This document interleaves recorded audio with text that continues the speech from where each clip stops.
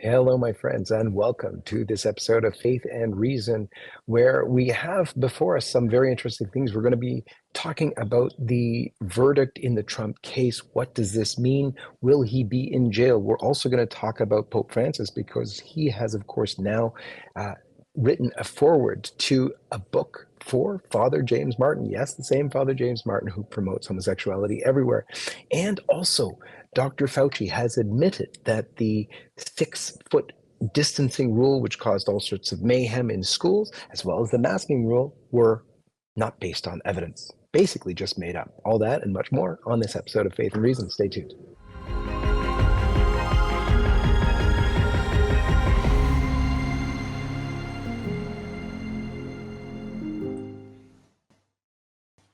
So unbelievable. We had the ruling against Trump, and it was just absolutely stunning.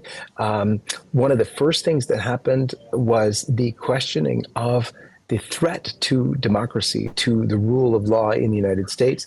A lot of condemnation for the ruling as one which was totally unjust.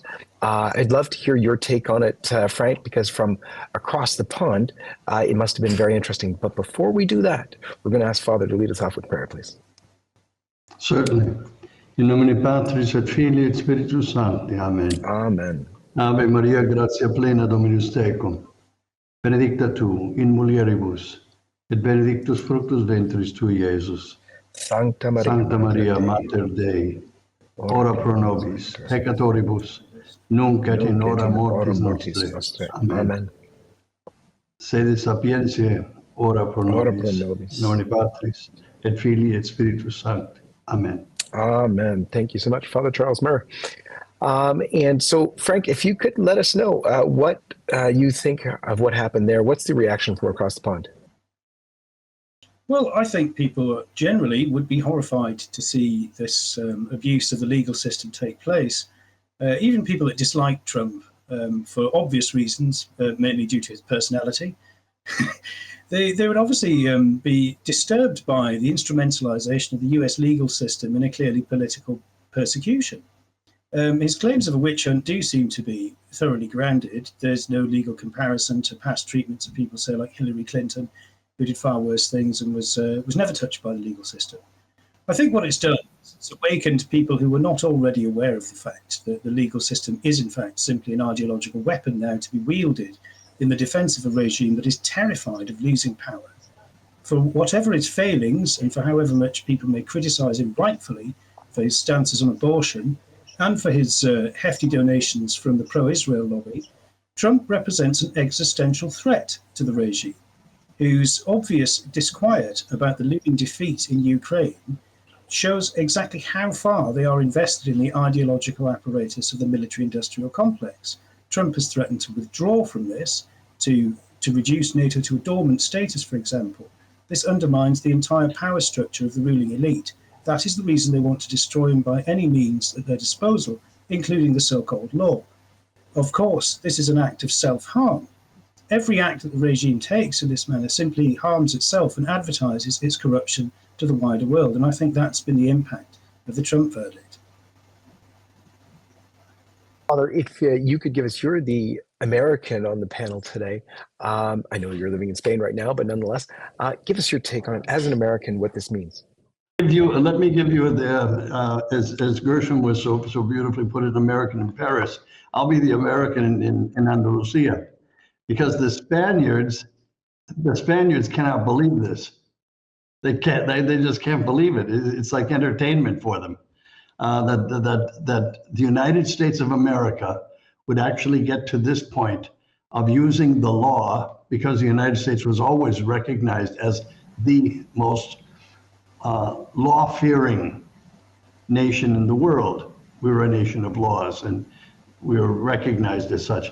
They can't believe that we've been reduced to this. And frankly, neither can I. Frankly, neither can I. You say well, Frank, when you speak well when you call it the regime. Everything about that word is fitting to what's happening to those in power. I'd like to just say something else too to this.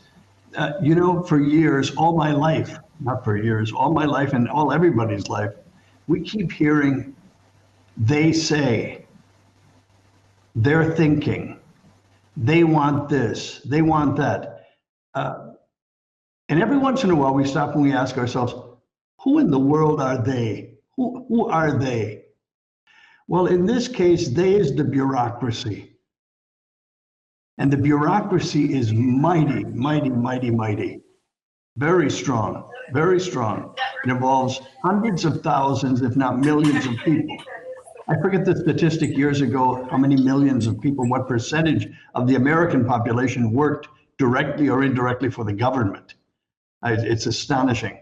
But these are the people who can't stand the idea, the threat of losing their positions and their jobs, their livelihoods. They've made careers out of giving their opinions and of doing precious little. And nobody is going to come near them to take their, to disturb their place. And nobody had until Donald J. Trump.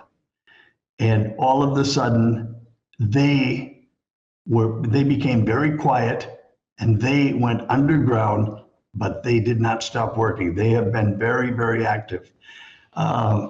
You said it yourself, John Henry.